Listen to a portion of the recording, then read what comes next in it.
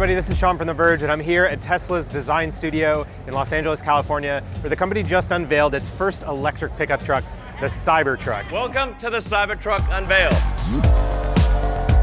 Now, we know Tesla has been working on a pickup truck for a long time, but in the years running up to this event, Elon Musk had said that this truck was going to look straight out of Blade Runner. It was going to have a cyberpunk aesthetic, and that he didn't really even care if people didn't like the design. Well, he unveiled a very cyberpunk, very Blade Runner truck tonight. The design is super polarizing. It really does look exactly how he said it was going to look. Really does look like some kind of movie prop. One thing that could help Tesla move a truck that is as out there as the Cybertruck is the fact that the specs and the price actually sound pretty good. The Cybertruck starts at $39,900. That starting point is also lower than the price of a lot of the most popular pickup trucks on the market right now, like the Ford F-150 or the Dodge Ram.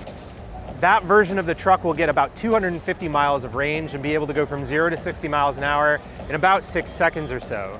Now, above the base model, there's a dual motor version of this truck that's supposed to get about 300 or more miles of range, has a 10,000 pound towing capacity, and can go from 0 to 60 miles an hour in about 4.5 seconds.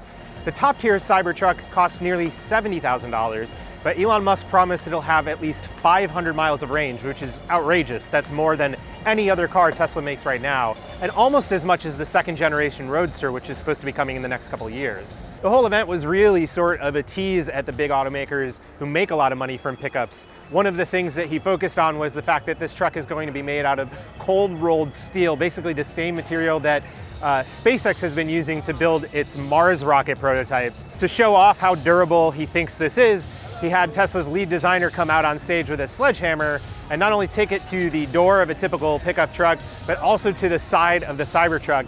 And it didn't seem to make any dent, but a problem seemed to arise when they also tried to show off the strength of the windows on the truck, which are made out of a special metal glass. But when they took a big metal ball bearing to the windows, they broke.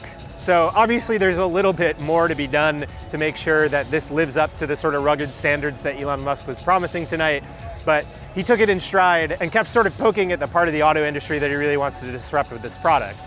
Now, all versions of the truck will come with autopilot standard, with the option to pay for the forthcoming full self-driving feature that Tesla's been promising for years. They'll all have 100 cubic feet of storage, which is a massive amount of storage, and largely thanks to the really big bed in this truck.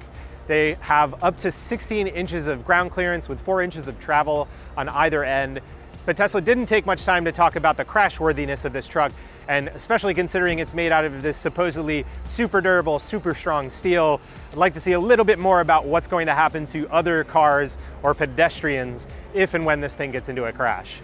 Now, I actually got a chance to ride in this thing tonight. I was in the front passenger seat, one of 6 seats inside the truck, and one of the first things that struck me was just how big it is inside. Musk talked on stage about how by taking basically the structure of the car and moving it to the very outside, not worrying about paint or anything on the outside of the steel, he was able to open up more space inside the truck, and it certainly felt that way. It's hard to get a sense of exactly how big this thing is in person, but on the inside, it's clear that Tesla's making the most out of the room that they have available.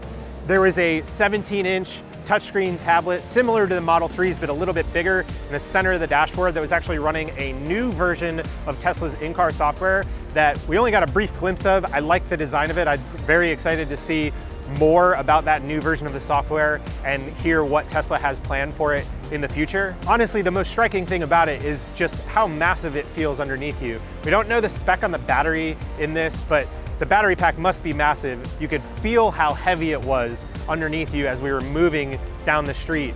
It certainly feels just about as fast as some of Tesla's other cars. We were in the dual motor specs of the mid-range one that starts at about $49,000. And I can only imagine that the top tier version would feel a little bit more ludicrous than the ride that we had tonight. I will say that if you're wondering at home whether this looks more or less polarizing in person, I'd say it's about dead on the money. It maybe even looks a little bit better in the renders. In person, it just feels very brutalist. It was honestly cold to the touch when I was getting in and out of the truck, and there is really nothing else like it on the market, which is exactly what Elon Musk says he was going for.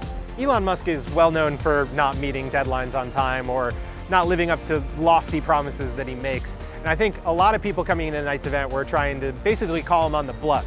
If the Cybertruck proved anything, it's that every once in a while, what Elon Musk promises is exactly what you'll get. Hey everybody, thanks so much for watching. If you love electric vehicles, especially ones that are a little bit polarizing, we just got to see Ford's Mustang Mach-E electric SUV a couple of days ago. Go check it out on our YouTube channel if you haven't yet. Thanks for watching.